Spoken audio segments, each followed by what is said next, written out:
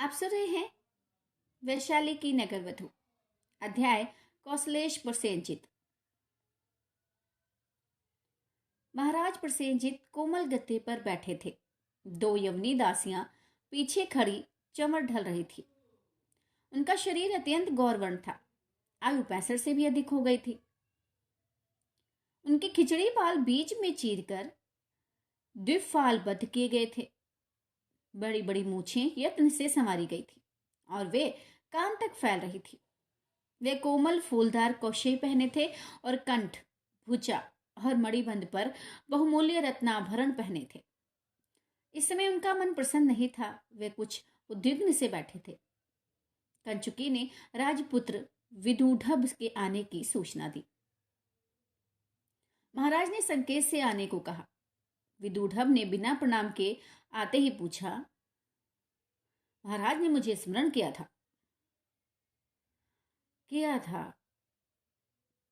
किस लिए? परामर्श के लिए? इसके लिए महाराज के सचिव और आचार्य मांडव्य क्या यथेष्ट नहीं है? किंतु मैं तुम्हें कुछ परामर्श देना चाहता हूं विदूढ़भ। मुझे महाराज के परामर्श की मुझे आवश्यकता नहीं है।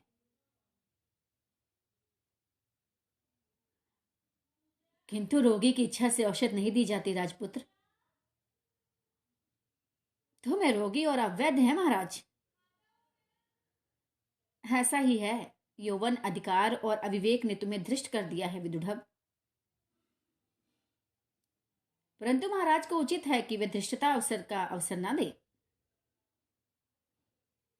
तुम कौशलपति से बात कर रहे हो विदूढ़भ?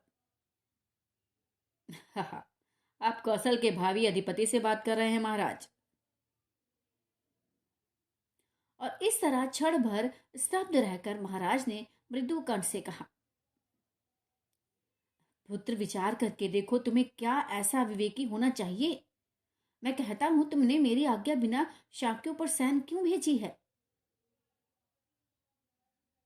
मैं कपिलवस्तु को निष्काय करूंगा, ये मेरा प्रण है।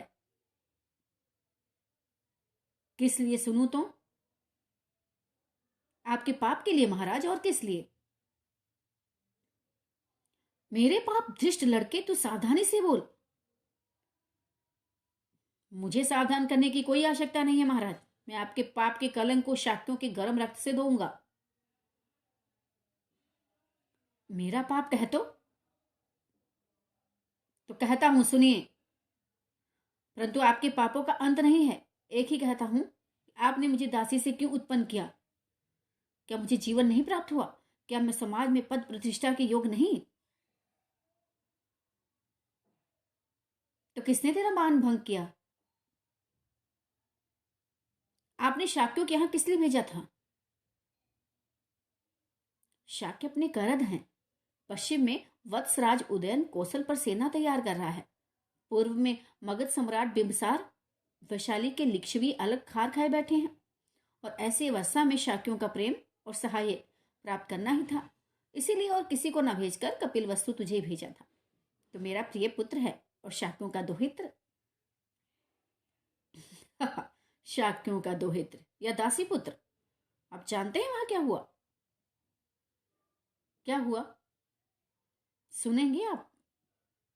घमंडी और नीच शाक्यों ने संथागार में विवन होकर मेरा स्वागत किया, अथवा उन्हें स्वागत करना पड़ा। पर पीछे संथागार को और आसनों को उन्होंने दूध से धोया। इतना सुनकर प्रसेनजित का मुख क्रोध से लाल हो गया। उन्होंने चिल्लाकर कहा, क्या शुद्ध शाक्यों ने यह किया? मुझे मालूम भी नहीं होता। मेरा एक सामंत अपना भाला वहां भूल आया था। मैं उसे लेने गया। तब जो दास दासी दूध से संथागार को खुद धो रहे थे, उनमें मुझे गालियां दे रही थी और कह रही थी कि दासी पुत्र की धृष्टा तो देखो, रजुल्ले का वेश धारण करके आया है। संथागार को अधम ने अपवित्र कर दिया। अनर्थ, शाक्यों के वंश का मैं नाश करूंगा।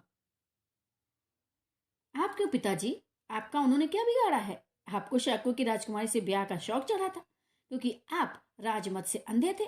पर आप जैसे पूरे अशक्त और रोगी को शाक अपनी पुत्री देना नहीं चाहते थे। खासकर इसलिए कि आपके रनवास में कोई कुलीन स्त्री है ही नहीं और आपने माली की लड़की को पटराज महिषी पद पर अभिषिक्त किया है। शाक अपनी ऊंची नाक रखते थे पर आपकी सेना से डरते भी थे, तो उन्होंने दासी की लड़की से आपका ब्याह कर दिया। यह शाक्यों का भयानक छल था, किंतु पाप तो नहीं, जैसा कि आपने किया। उसी दासी में इंद्रिय वासना के वशीभूत हो आपने मुझे पैदा किया। आपने साहस नहीं कि मुझे आप अपना पुत्र और युवराज घोषित करें। ये आर्यों की पुरानी निष्ठा है। अब सभी धूर्त कामुकार्य अपनी काम वासना पूर्ति के लिए इतर जातियों की स्त्रियों के रेवड़े को घर में भर रखते हैं। अब लालच लोभ देकर कुमारियों को खरीद लेना, छल बल से उन्हें वश कर लेना, रोती कलपति कन्याओं को बलात्हरण करना, मूर्छिता मद बेहोशों का कुमार भंग करना, ये सब धूर्त आर्यों ने विवाहों में सम्मिलित कर लिया है। फिर बिना ही विवाह के दासी रखने में बाधा ही नहीं है। अब क्षत्रिय लोग लड़कर जीतकर खरीदकर खिराज के रूप में देश भर की सुंदरी कुमारियों को एकत्रित करते हैं और ये कैर पाजी ब्राह्मण पुरोहित आपके लिए यज्ञ पाखंड करके दान और दक्षिणा में इन स्त्रियों से उत्पन्न राजकुमारियों और दासियों को बटोरते हैं। ऐसे धूर्त हैं आप आर्य लोग। उस दिन विदेहराज ने परिषद बुलाई थी। एक बूढ़े ब्राह्मण को हजारों गायों की सींगों में मोहरे बांधकर और 200 दासियां स्वर्ण आभूषण पहनाकर दान कर दी। नीच ब्राह्मण गायों को बेचकर स्वर्ण घर ले गया। बताओ, पर दासियों को संग ले गया। वह सब तरुणी और सुंदरी थी। फिर क्या उन स्त्रियों की संतान नहीं होगी? उन्हें आप आर्यों ने मजे में वर्ण संकर घोषित कर दिया, उनकी जाति और श्रेणी अलग कर दी। ऐसा ही वर्ण संकर में मैं भी हूँ, दासी पुत्र हूँ। मेरे पैर रखने से शाक्यों का संतागार अपवित्र होता है और मेरे जन्म लेने से कौशल राजवंश कलंकित होता है। अब महाराज, मैं ये सही नहीं कह सकता। मैं शाक्य वंश का नाश करूंगा और इसी तलवार के बल पर कौशल के सिंहासन पर आसीन होऊंगा। अब आर्यों के दिन आ गए हैं, मैं कह देता हूँ। पाखंडी ब्राह्मणों की भी समाप्ति आई। आज आर्यव्रत में नाम के 8 राज्य रह गए हैं। सभी राज्य हम लोगों ने, जिन्हें आप घृणा से वर्ण शंकर कहते हैं, अधिकृत कर लिए हैं। मैं कौशल, काशी, शाक्य और मगध राज्य को भी आक्रांत करूं तो ही असल दासीपुत्र विदूढ़ कहलाऊंगा। प्रसेनजीत के हाथ की तलवार नीची हो गई, उनकी गर्दन भी झुक गई। उन्होंने धीमे स्वर से कहा, किंतु विदूढ़ राजपुत्र, ये तो परंपरा है, कुछ मेरे बस की बात नहीं। तुम सभी तो राजोचित भोग प्राप्त है। अवश्य है महाराज, केवल सामाजिक सम्मान नहीं प्राप्त है, आपका औरस पुत्र होने पर भी कौशल की गद्दी का अधिकार नहीं प्राप्त है। वही मैं छल बल और कौशल से प्राप्त करूंगा। विदूढ़, ये राजद्रोह है। हाँ तो ठीक है, मैं राजद्रोही हूं महाराज। इसका दंड प्राण दंड है, जानते हो। राजधर्म कठोर है। जानता हूं, आत्मसम्मान उससे भी कठोर है महाराज, पर यह व्यक्ति काक है। हम सब दासी पुत्र वर्ण संकर बंधु, जो आप कुलीन किंतु कदाचारी आर्यों से घृणा करते हैं, उसे सार्वजनिक बनाएंगे। हम आर्यों के समस्त अधिकार, समस्त राज्य, समस्त सत्ताएं छीन लेंगे। मैं तुम्हें बंदी करने की आज्ञा देता हूं। कोई है?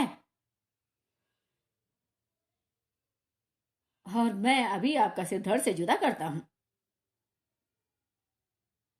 विदूढ़ के भावभंगी और खड़ग उठाने से वृद्ध प्रसेनजित आतंकित हो अपना खड़ग उठा खड़े हो गए। अकस्मात विदूढ़ का खड़ग छन्न से उसके हाथ से छूटकर दूर जा गिरा और प्रसेनजित ने आश्चर्यचकित हो आगंतुक की ओर देखकर कहा, यह किसका उपकार हुआ मुझ पर? जी कुशीनारा के मलबंधुल का। महाक्षत्रप कौशल्य हिरण्यनाभ ने पीछे से आकर बढ़कर कहा। प्रसेनजित ने दोनों हाथ फैलाकर कहा, क्या मेरा मित्र बंधुल मल आया है? महाराज की जय हो, मुझे हर्ष है महाराज, मैं ठीक समय पर आ पहुंचा। बंधुल ने आगे बढ़कर कहा, निश्चय, नहीं तो ये दासी पुत्र मेरा हरण कर चुका था। क्षत्रप, इसे बंदी कर लो।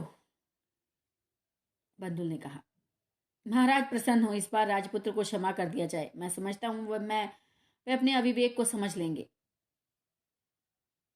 राजा ने कहा, कौशल में तेरा स्वागत है मित्र बंधुल। विदूढ़ के विषय में तेरा ही वचन रहेगा। कृतार्थ हुआ महाराज। तो राजपुत्र, अब तुम स्वतंत्र हो मित्र। और इस तरह विदूढ़ चुपचाप चला गया। बंधुल ने फिर कहा, महाराज को याद होगा तक्षशिला में आपने इच्छा की थी कि यदि आप राजा हुए तो मुझे सेनापति बनना होगा। याद क्यों नहीं है मित्र? मैंने तो तुझे बहुत लेख लिखे। तेरी कौशल को भी जरूरत है और मुझे भी। कौशाम्बी पति उदयन की धृष्टा तूने नहीं सुनी?